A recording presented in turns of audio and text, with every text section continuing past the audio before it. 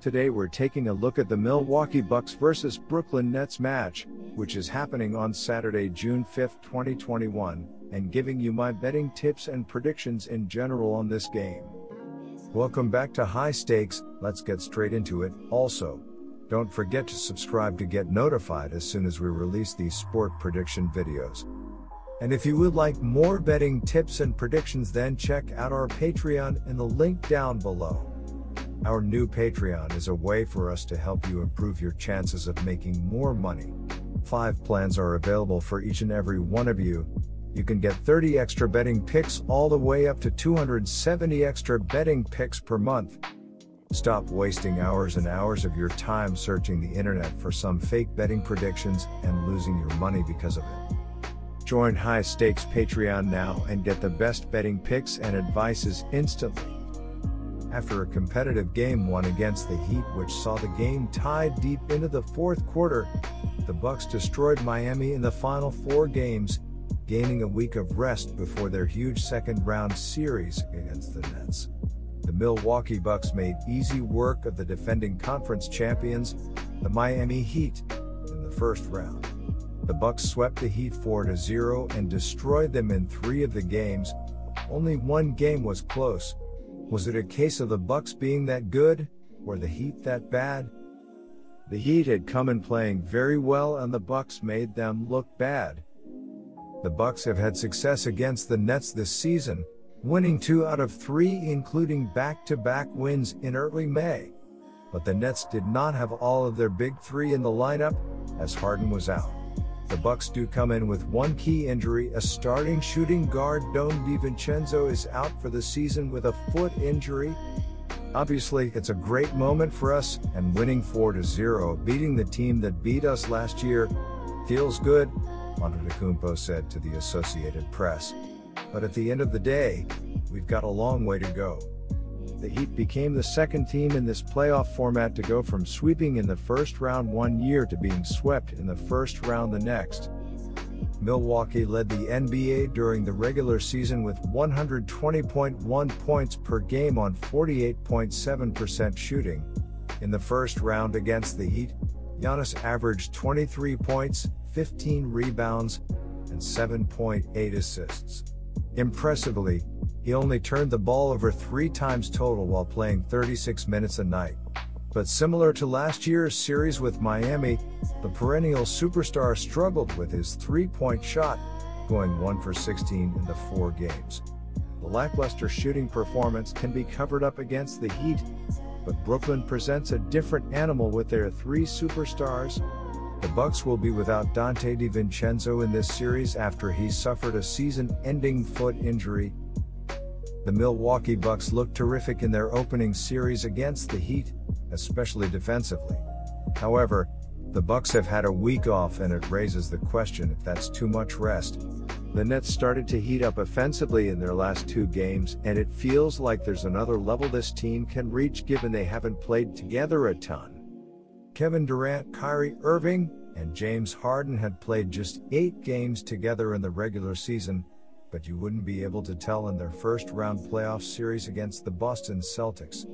Brooklyn dominated for the most part in a 4-1 series win, with the only loss coming in a game where Jason Tatum dropped 50 points. The Brooklyn Nets had their big 3 ready for the playoffs after they only played together in 8 games during the regular season.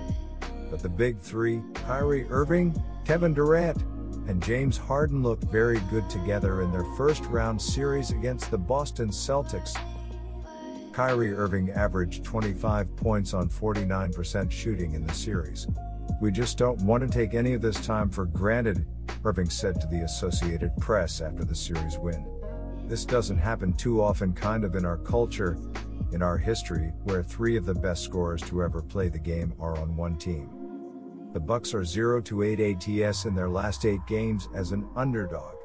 The Bucks are 1-4 ATS in their last 5 conference semifinals games. The Nets are 6-0 ATS in their last 6 home games and 9-1 ATS in their last 10 games overall. The over is 4-1 in Bucks' last 5 road games. The over is 4-1 in Nets' last 5 conference semifinals games.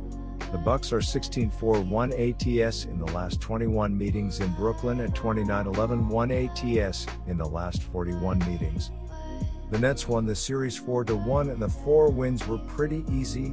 The Celtics did steal one game and hung around in a few of the games, but 5 the Nets were always able to flip the switch and pull away for the easy win. The Nets are healthy, and given that the Big Three missed a lot of games, they are well rested. Only Jeff Green remains out. During the regular season, Brooklyn averaged 118.6 points per game, ranked second in the NBA, trailing only their opponent on Saturday.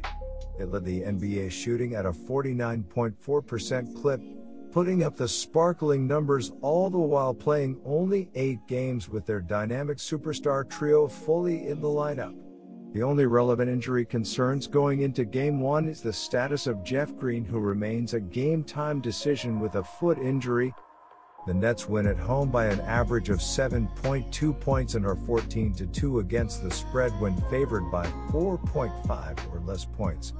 Should be a fun series. My first betting advice for that game is to pick Brooklyn Nets -4. The Bucks hope to exorcise their playoff demons this season after consecutive, disappointing playoff exits. However, the Brooklyn Nets, the league's best defense and current favorites to win the championship, stand in their way. The Bucks are well built to combat the Nets with strong defenders such as Jrue Holiday, Chris Middleton, PJ Tucker and of course, Antetokounmpo. But, will it be enough? The Milwaukee Bucks are averaging 118.5 points on 46.8% shooting and allowing 98 points on 39.5% shooting. Giannis Antetokounmpo is averaging 23.5 points and 15 rebounds, while Chris Middleton is averaging 21.5 points and 4.3 assists. Brook Lopez is the third double-digit scorer and Jrue Holiday is grabbing 6.8 rebounds. The Milwaukee Bucks are shooting 32.7% from beyond the arc and 75.3% from the free throw line.